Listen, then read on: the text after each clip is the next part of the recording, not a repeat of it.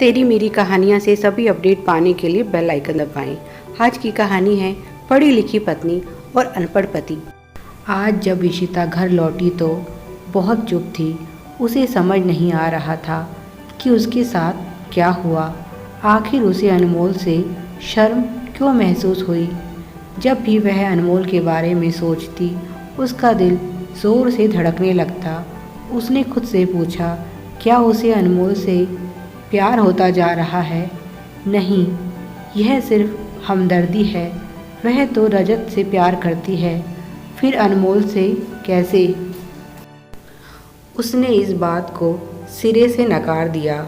यह 4 दिन इशिता को हमेशा याद रहेंगे। इन दिनों उसने बहुत कुछ सीखा है।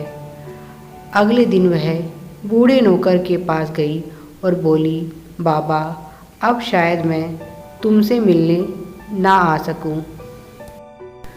कल शाम तक मेरे सास ससुर आ जाएंगे। बूढ़ा नौकर बोला, बिटिया, तुमसे बातें करके बहुत अच्छा लगा। एक बात तुम्हें और कहना चाहता हूँ। शायद तुम्हें मेरी बात पर यकीन ना हो, पर यह सच्चाई है। अब की बात सास ससुर अकेले नहीं आएंगे, रजत भी उनके साथ होगा।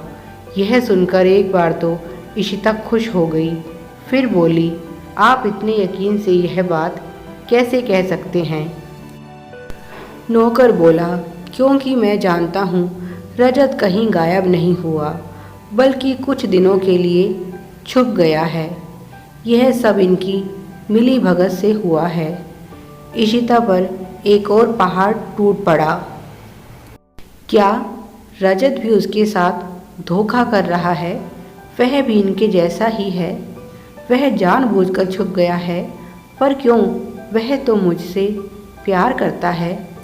तो इसका मतलब यह सब एक ढोंग था। उसने मुझसे कभी प्यार किया ही नहीं। इशिता की आंखों में आंसू आ गए जब उसे एहसास हुआ कि उसके साथ कितना बड़ा धोखा हुआ है। प्यार के नाम पर इतना बड़ा धोखा। नौकर ने बताया, हाँ बिटिया, मैं सच कहता हूँ, रजत बाबू कहीं नहीं गए।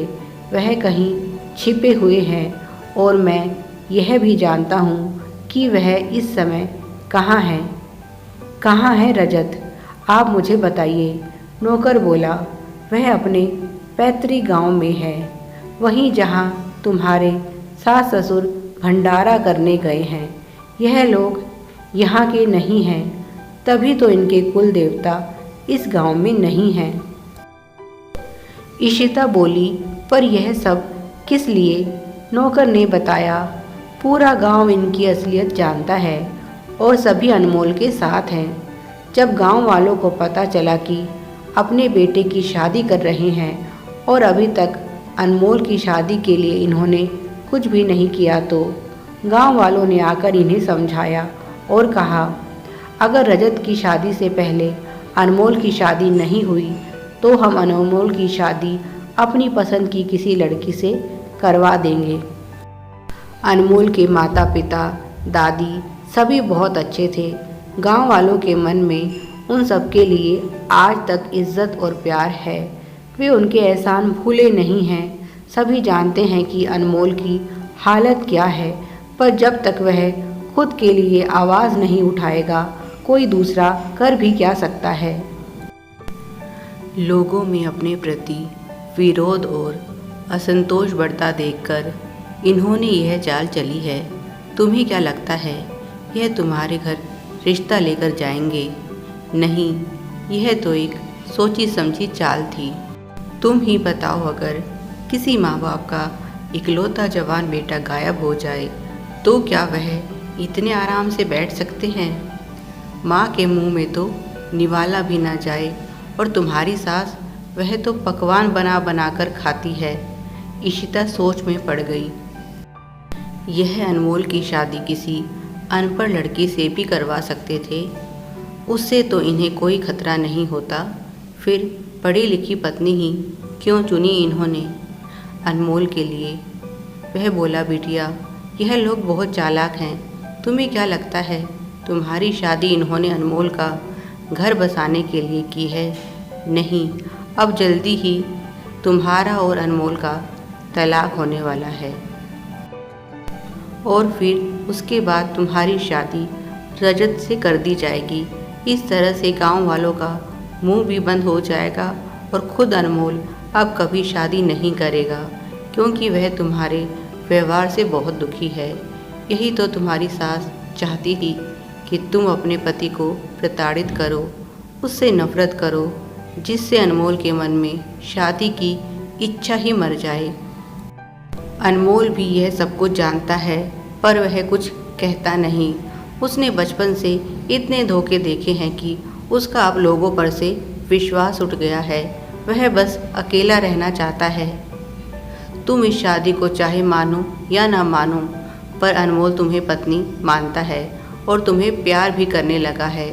इसीलिए तुम्हारे जाने के बाद वह अपने जीवन में कभी दूसरी औरत को नहीं आने देगा, पर वह कभी भी तुम्हें यह बात नहीं बताएगा, क्योंकि वह नहीं चाहता उसके साथ रहकर तुम्हारी ज़िंदगी भी खराब हो जाए। और फिर तुम तो रजत से प्यार करती हो और तुम्हारी शादी उसी से होनी चाहिए, ऐसा अनमोल का मानना है। मैंने यह बात सिर्फ तुम्हें इसीलिए बताई है ताकि कल को जब तुम्हारी शादी रजत से हो जाए तो तुम अनमोल के साथ वही व्यवहार ना करो जो तुम्हारी सास करती आई है, क्योंकि मैं अच्छे से जानता हूँ अपनी दादी, माँ और बहन के बाद अगर उसकी ज़िंदगी में कोई औरत आई है तो वह सिर्फ तुम हो। पर अफसोस तुम भी उसे समझ नहीं पाई और उसके दिल पर एक घाव देकर चली जाओगी। इशिता बोली, बाबा, अनमोल ऐसा क्यों है?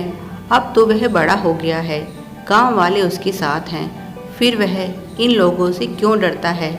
वह इतना कमज़ोर क्यों है? बूढ़ा नौकर बोला, बेटी, जब चारों तरफ से आपको धोखा ही धोखा और तकलीफ़ मिले तो आप अंदर से टूट जाते हैं। वही हुआ है मेरे अनमोल के साथ। उसने मान लिया है कि उसके भाग्य में अच्छे दिन हैं ही नहीं। यह तो बहुत गलत बात है। उसे इस तरह से निराशावादी नहीं होना चाहिए। क्या हुआ अगर मैं उसे छोड़कर चली जाऊंगी? वह अपनी पसंद की लड़की से शादी कर सकता है और खुश रह सकता है। बूढ़ा बोला, अगर वह लड़की भी इन लोगों जैसी निकली तो? इशिता चुप हो गई, क्योंकि आप सिर्फ देखकर लोगों के मन की बात नहीं जान सकते। अनमोल की सोच भी ठीक है, पर फिर भी इशिता को लग रहा है गलती अनमोल की भी है, क्योंकि वह भी चुपचाप सारे अन्याय सहता जा रहा है। उसे अपने लिए आवाज़ उठानी चाहिए। दुनिया में बुरे लोग हैं तो अच्छे लोगों की भी कमी नहीं है।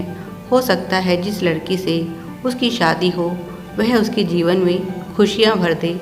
अनमोल नकारात्मक क्यों सोच रहा है?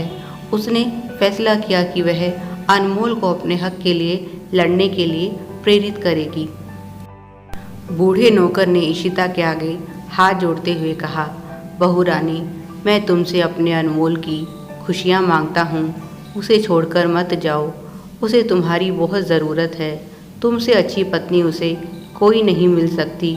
मेरा यकीन मानो, अनमोल बहुत अच्छा है और तुम्हें दिल से प्यार करता है। एक बार तुम उसके करीब जाकर देखो तो सही। इशिता ने कोई जवाब नहीं दिया और चुपचाप घर लौट आई। आज वह बहुत बेचैन थी। उसे कुछ समझ नहीं आ रहा था कि वह क्या करे। उसने खुद को समझाने की कोशिश की। यह भी तो हो सकता है यह बूढ़ा नौकर झूठ बोल रहा हो। यह अनमोल से बहुत प्यार करता है और शायद इसीलिए मुझे रजत के खिलाफ भड़का रहा हो। पर उसका भ्रम जल्दी ही टूट गया जब सुलक्षणा देवी और ज़मींदार साहब रजत के साथ लौटे। रजत को देखकर उसकी आंखें बरस पड़ी।